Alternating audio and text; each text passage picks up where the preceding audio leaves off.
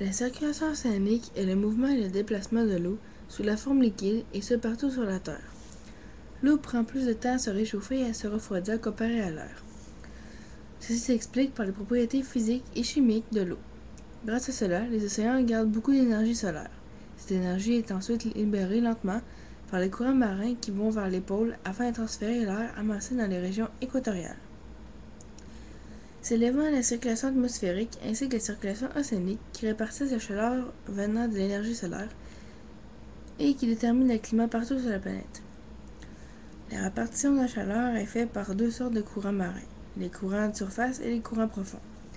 Les courants de surface est un grand mouvement continu fait par les vents qui soufflent l'eau d'une profondeur allant jusqu'à 100 mètres. Ces courants sont faits avec la force de Coriolis qui fait dévier les courants de surface.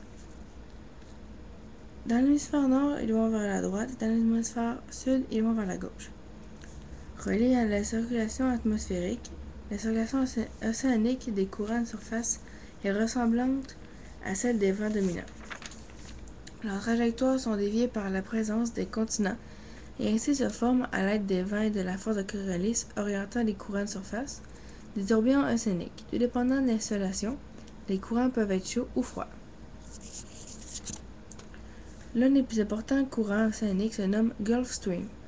Il se rend jusqu'en Europe où il s'appelle dérive nord-atlantique. Les origines sont les courants qui tournent au sud du tourbillon de l'Amérique du Nord.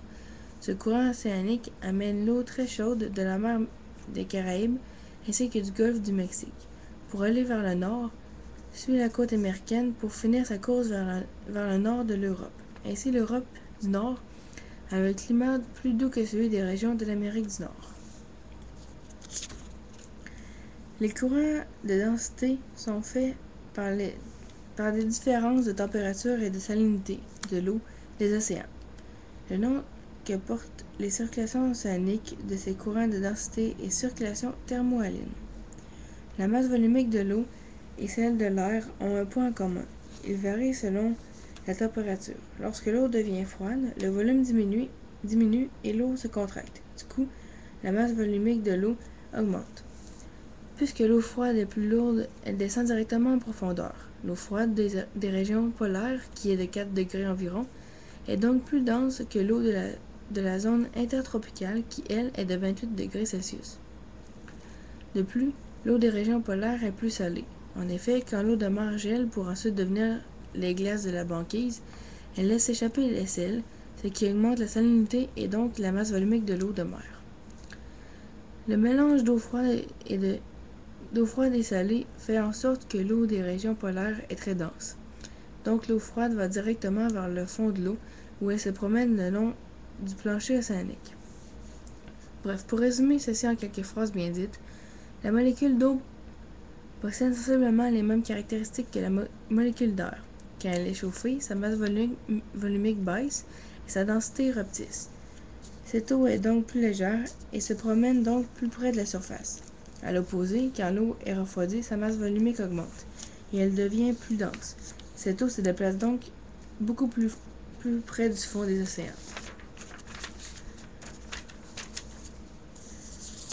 Les courants de densité sont liés aux courants de surface. L'eau froide et salée est transportée du fond de l'océan Atlantique jusqu'au fond des océans Indien et Pacifique, d'où elle remonte à la surface sous forme d'eau chaude. Ce cycle se renouvelle tout le temps, et il est nommé le tapis roulant océanique.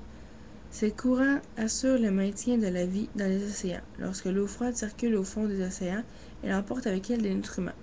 Lorsque l'eau retourne à la surface, les nutriments restent à la surface et nourrit ainsi les algues et autres plantes. Le réchauffement climatique est une grande problématique puisque cela pourrait affecter le niveau des océans et la circulation océanique. Le fait que le niveau de mer a augmenté au cours du XXe siècle est causé par la fonte des glaces et la dilatation thermique. En effet, le volume de l'eau se réchauffant augmente et fait s'élever le niveau des mers. Cela provoque donc des inondations et une érosion importante du littoral à cause du choc des vagues. La circulation océanique et thermohaline risque d'être perturbée et ralentie à cause du réchauffement des eaux. Puisque les glaces polaires font plus rapidement, l'eau deviendrait moins froide et moins salée. De plus, elle plongerait moins rapidement dans le fond des océans. Ce ralentissement des choses affecterait le climat et l'écosystème de la planète. Le réchauffement climatique risquerait aussi de diminuer la capacité des océans à absorber le dioxygène de carbone puisque se dissout mieux dans l'eau froide. Ainsi, le CO2 non dissous pourrait aller dans l'atmosphère et aggraverait le réchauffement climatique ainsi que l'effet de serre renforcé.